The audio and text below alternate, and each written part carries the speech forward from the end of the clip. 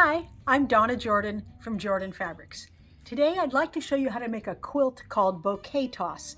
When I saw this pattern, I immediately thought of Christmas because these look like presents to me, presents and stars. So we're going to make a Christmas bouquet toss. This is a jelly roll pattern, and the one I've chosen to use is called Holiday Charms from Robert Kaufman. The only other thing we need to get started with the patchwork is a background, and I'm going to use this solid bone. The pattern does have multiple sizes, and I'm going to make the throw size. So I need 16 of the jelly roll strips. Since I only need 16 of the strips, I'm going to pick the ones I like the best and the most colorful ones. So I think we'll use a couple of reds. Those candy canes are just really cute. The ornaments are cute. And I'll probably do about 4 reds, 4 greens, and then 4 of these multicolored black ones. All of those should work really well. And at this point, I need to make some subcuts on these and on the background. I can't give you all the sizes because it's not my pattern, but I've made so many of cozy quilts and I know they are well written and easy to follow.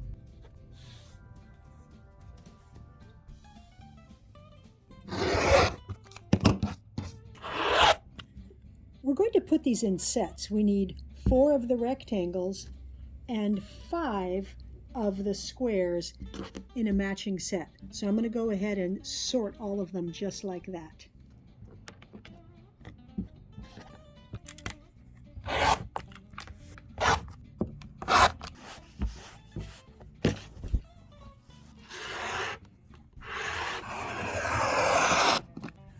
All of the cutting is done now. We've got these groups here that we set aside earlier, these squares, which are in groups of 4, a lot of squares and rectangles in the background, and then we've got these extra squares which we're going to use later. To make our first block, we need 8 background squares, 1 of these sets, and then a set of 4 squares that's a contrasting color. Those will look nice together. I'm going to draw a line on the back side of these background squares on the diagonal, so from corner to corner there, and I like to use a light pencil line. You may find that you like chalk, anything that makes a nice light line across there.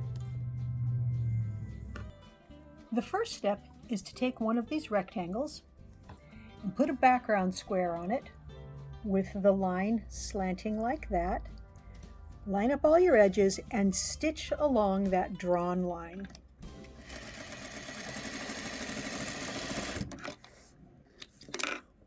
This is going to get folded over right along the stitching, and if everything lines up like that, then you know you've stitched it correctly.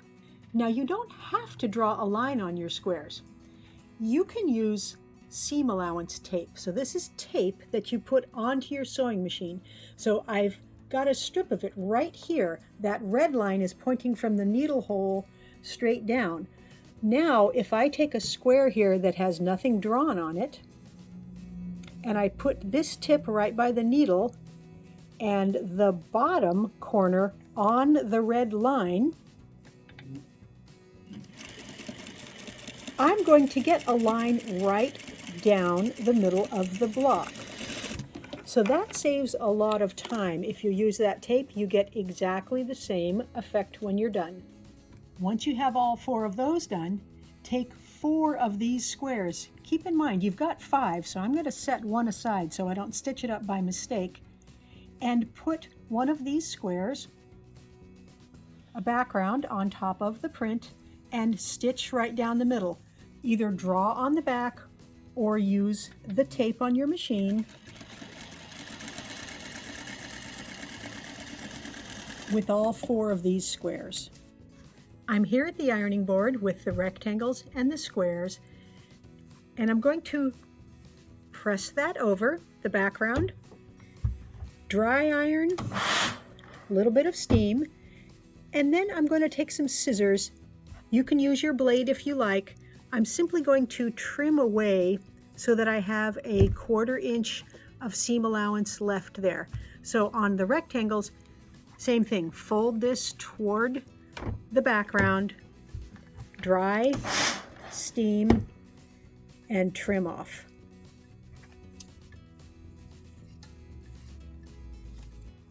I'm back at the machine with my rectangles and squares, and I grabbed 8 more of the background squares. Now these don't have lines on them. These don't need lines on them. We're going to stitch a square and a background square, a half square triangle and a background square together like this. We'll do all 4 of these.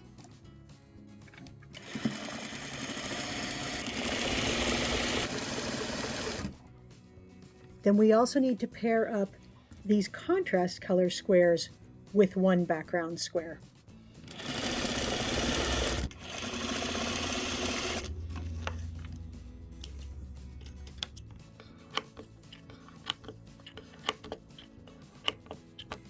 All of the seams, all the seam allowances will get pressed toward the dark. So this one is going that way, and then on these patchwork ones,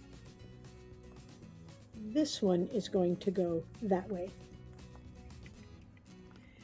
Next step is to take all of these matching ones, and this piece is going to get stitched onto the side of that. So we're just going to put them right sides together and stitch along this side.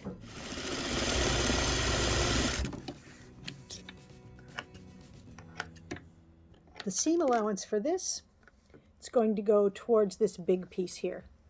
So I'm just going to finger press all of these. We have all the parts and pieces here to put the block together. These 4 go in the 4 corners. This one goes in the middle, and then we put that contrasting color right up against it like that. So I'm just going to sew 3 rows and sew the rows together.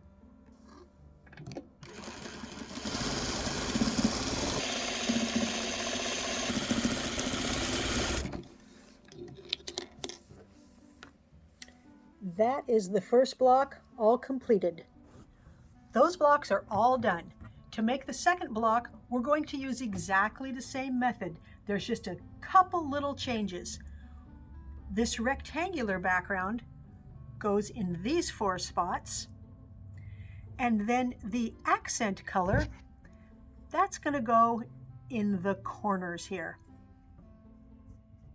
Other than that, they're made exactly the same way as the first blocks, so I'm going to go ahead and get those stitched up.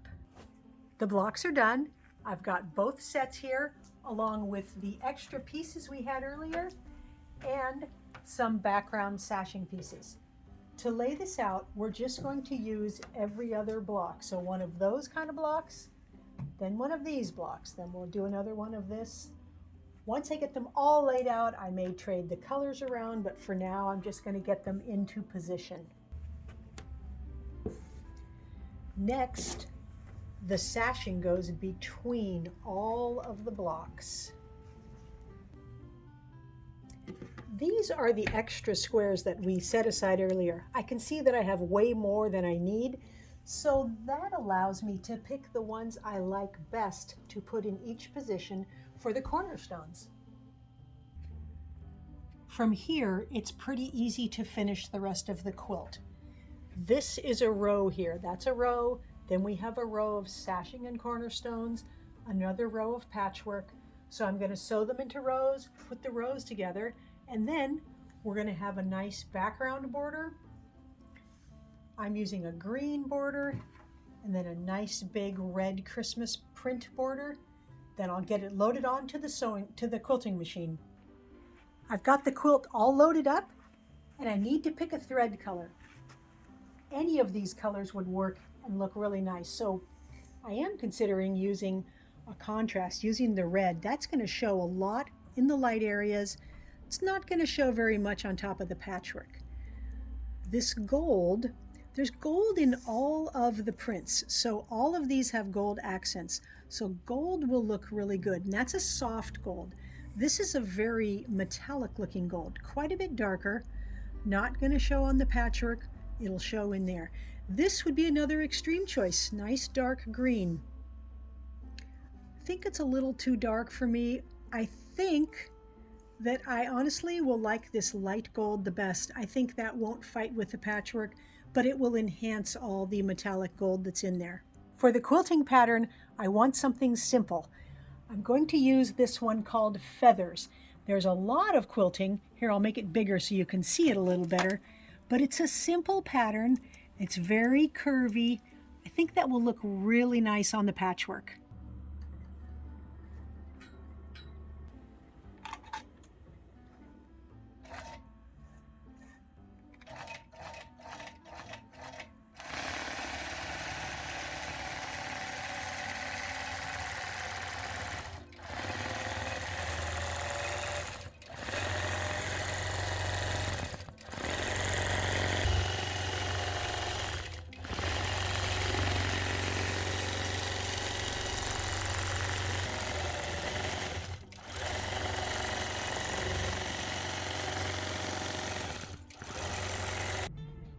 I've got the Christmas bouquet toss quilt all done. It's very cheerful and holiday.